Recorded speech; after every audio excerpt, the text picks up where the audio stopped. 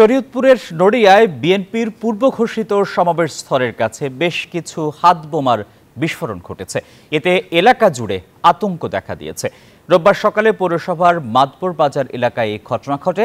Police জানায়, বিএনপির জাতীয় নির্বাহী কমিটির সদস্য মহিউদ্দিন আহমেদ জিন্টুর নেতৃত্বে তার নেতাকর্মী ও উপজেলা বিএনপির একটি অংশ সমাবেশের আয়োজন করে। তাদের পূর্ব ঘোষিত সমাবেশটি রোববার দুপুরে মাদপুর বাজার এলাকায় অনুষ্ঠিত হওয়ার কথা ছিল। সেখানে 2 দফায় ককটেল বিস্ফোরণ ঘটায় দুর্বৃত্তরা। পরে খবর পেয়ে ঘটনাস্থল পরিদর্শন করে পুলিশ। এই ঘটনায় দোষীদের আইনের আওতায় আনার কথা জানিয়েছে তারা।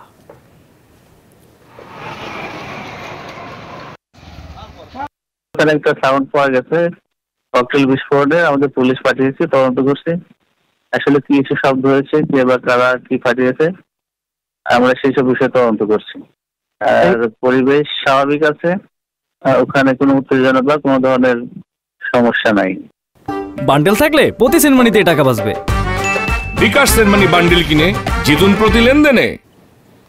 এ বিষয়ে বিস্তারিত জানাতে শরীয়তপুর থেকে সরাসরি যুক্ত হচ্ছেন সহকর্মী বিধান মজুমদার। বিধান, বিস্ফোরণের ঘটনায় প্রশাসন কি পদক্ষেপ গ্রহণ করেছে?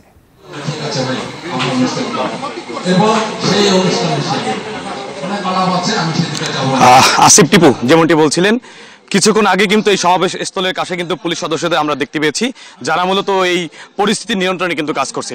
আমরা যতদূর জানতে পেরেছি যে রাষ্ট্র কাঠামো মেরামতের 31 দফা বাস্তবায়নের তাদের যেই একটি সভা ছিল, মূলত নড়িয়া উপজেলা বিএনপির পূর্ব ঘোষিত সেই সভাটি আজকে দুপুরে হচ্ছে।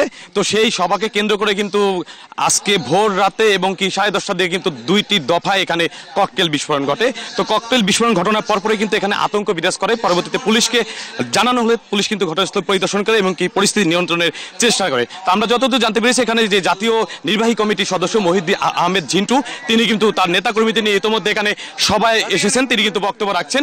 তো এই সভাকে কেন্দ্র করে কিন্তু সকালে এই 2 দফায় কিন্তু বিস্ফোরণের ঘটনা ঘটেছে। তবে কে বা কারা এই ঘটনা ঘটিয়েছে সেটি কিন্তু এখন পর্যন্ত নিশ্চিত করতে পারেনি পুলিশ। তবে তারা যারা এই অপরাধী রয়েছেন তাদের কিন্তু ধরতে ইতিমধ্যে তারা কিন্তু কাজ শুরু করেছেন। তারা যে অভিযান, সেই অভিযানও কিন্তু পরিচালনা করেছে। আমরা দেখেছি এখানে স্বতঃস্ফূর্তভাবে নেতাকর্মীরা কিন্তু অংশগ্রহণ করেছেন। এখানে কিন্তু তাদের যে পূর্ব ঘোষিত যে সভাটি ছিল সেটি কিন্তু সুন্দরভাবেই হচ্ছে, এমনটাই কিন্তু আমরা দেখেছি।